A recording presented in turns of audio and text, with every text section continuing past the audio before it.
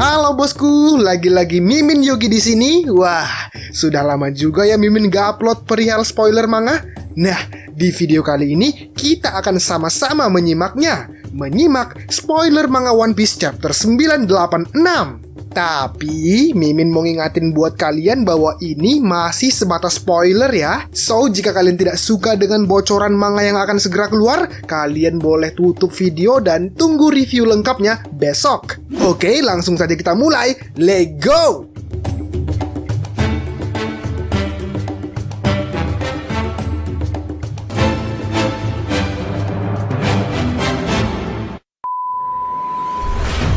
Manga One Piece chapter 986 dibuka Oda dengan judul Namaku.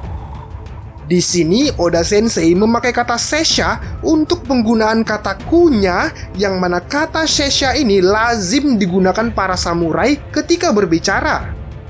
Pada cover story, terlihat Lola dan Chiffon tidak mempercayai Pound sebagai ayah mereka, lalu kemudian mereka berlayar pergi meninggalkan Pound.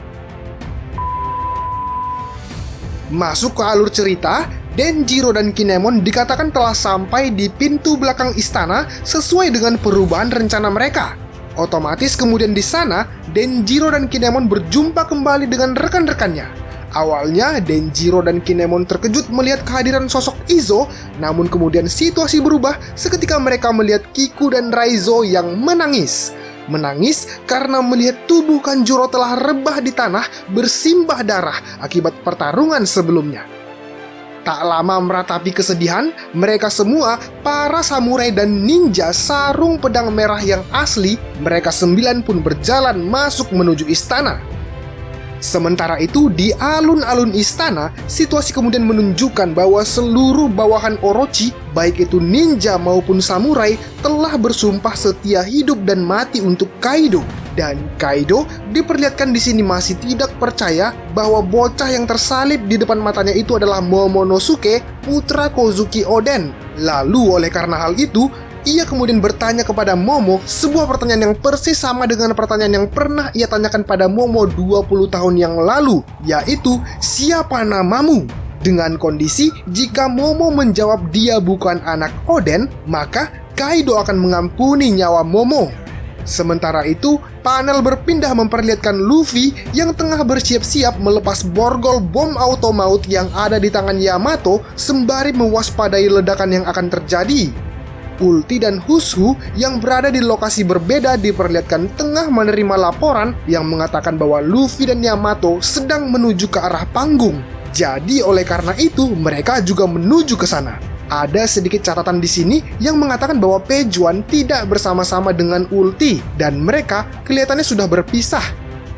Usopp, Chopper dan sarung pedang merah juga menuju ke panggung. Law diperlihatkan sedang berjalan di suatu tempat di area istana, sementara Kid dan Zoro diperlihatkan masih berjibaku dengan anak buah Kaido.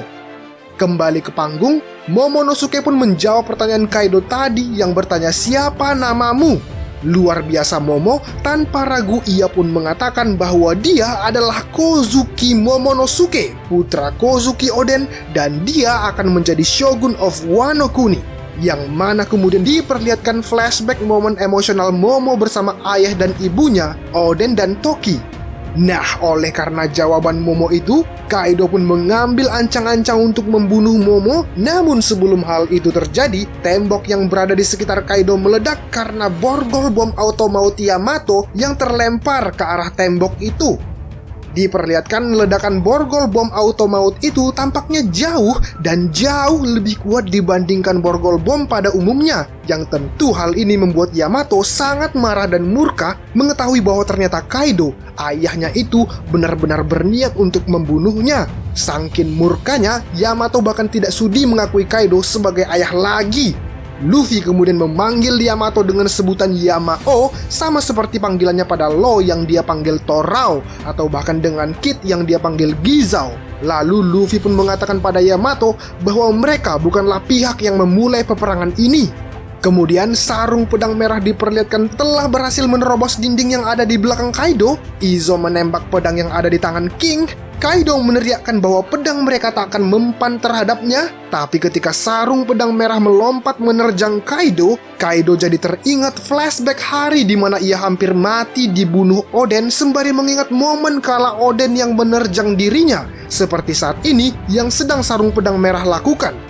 Kaido pun berhenti sejenak dan para sarung pedang merah berteriak, "Tsunachi!" sembari memborbardir tubuh besar Kaido. 3 All-Star terlihat turun lapangan menolong sang junjungan, namun Kawamatsu dan Izo menghadang King dengan katananya. Inuarashi juga melakukan hal yang sama dengan Jack dan Queen. Nekomamushi hampir mencapai Kaido dengan cakarnya, namun Kaido buru-buru meraih kepala Neko. Ashura dan Raizo ada di belakang yang lain, ditutup dengan Kinemon dan Denjiro yang berhasil menusuk pedang mereka di tubuh Kaido. Dan setelah itu, Kaido dan para sarung pedang merah pun terjatuh dari panggung istana. Sekian dan terima kasih, sampai jumpa di review lengkapnya. Ciao!